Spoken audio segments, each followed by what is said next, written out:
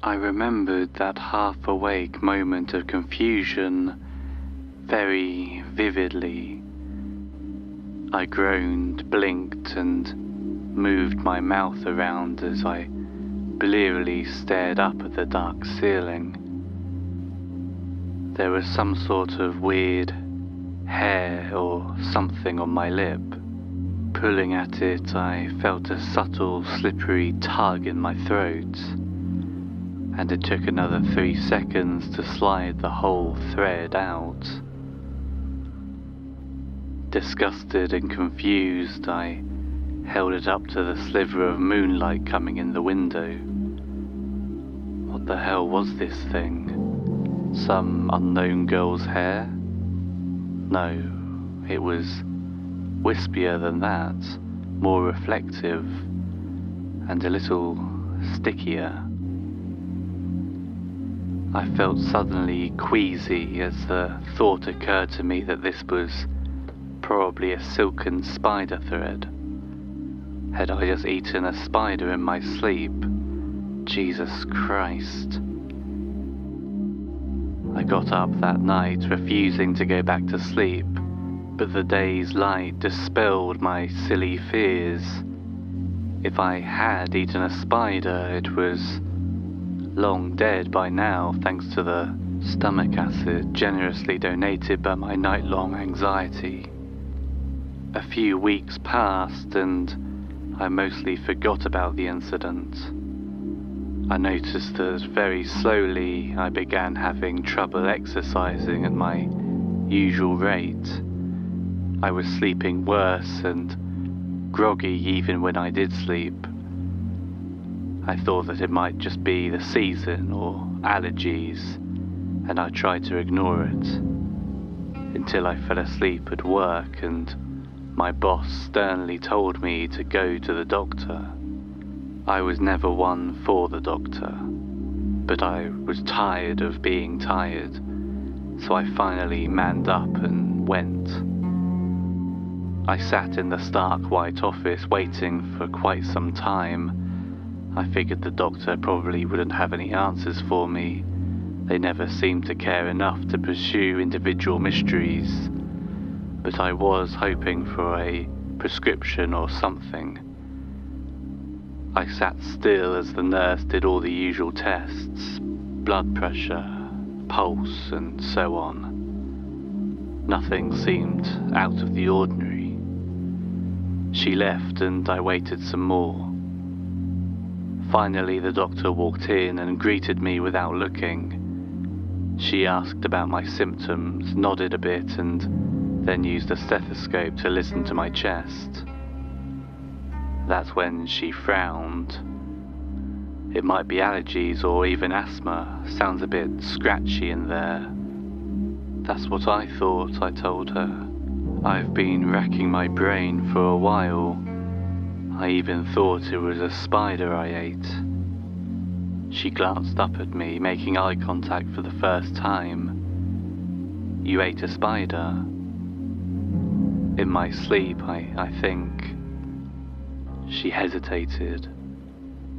There's this new spider infestation, African, I think. We've had a couple of bad reactions to bites. Total long shot here, but if it bit your esophagus or stomach, you wouldn't feel it. But you could still have a reaction. Let's get a soft tissue scan done. Confused and worried, but hopeful, I followed her advice and went to the next building over for the scan. The hour queue allowed me to fill out every form and exhaust every magazine in the small waiting room before they finally called me up. I followed the attendant warily into the imaging room. I'd seen it on television, sure, but the experience was far more intense than it looked. I had to lie still for quite some time, fighting all sorts of sudden urges to itch, sneeze, or cough while I waited. By the time it was over, I felt a built-up coughing fit coming on. The smiling attendant came in, told me I did a great job and started checking things. All right, I sighed. It was over. Time to get up and get out of here.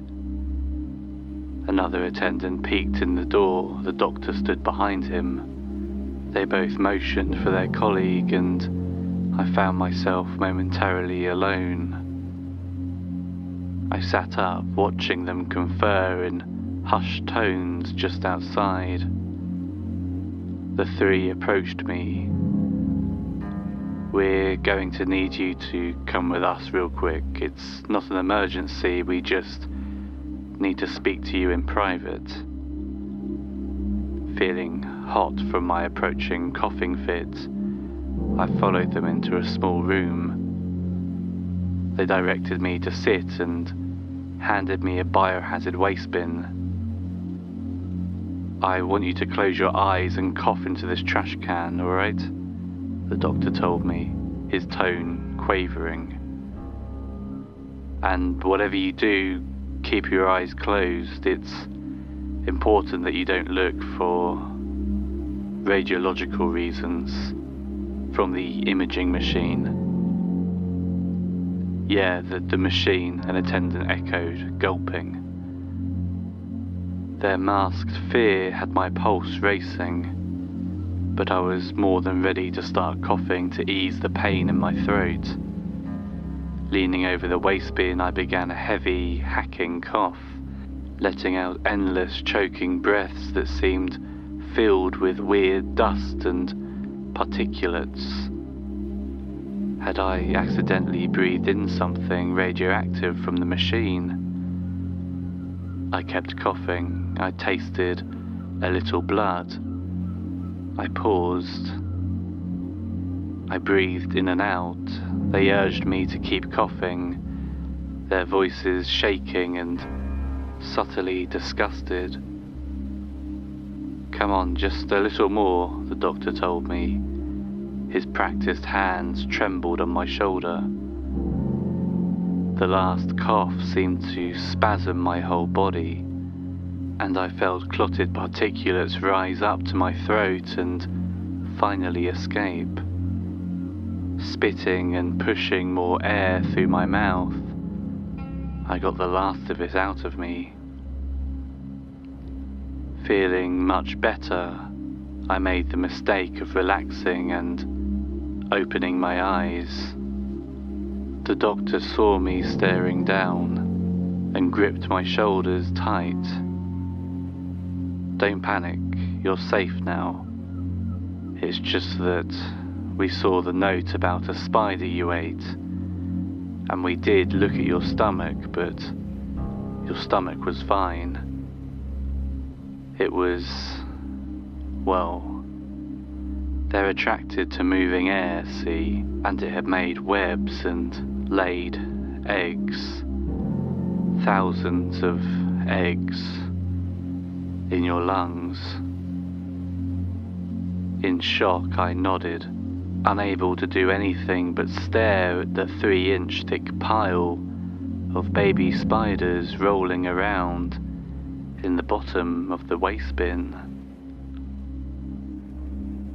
Thank you for listening, and if you enjoyed this video, please remember to subscribe to the channel and like the video, as it helps more people to find it.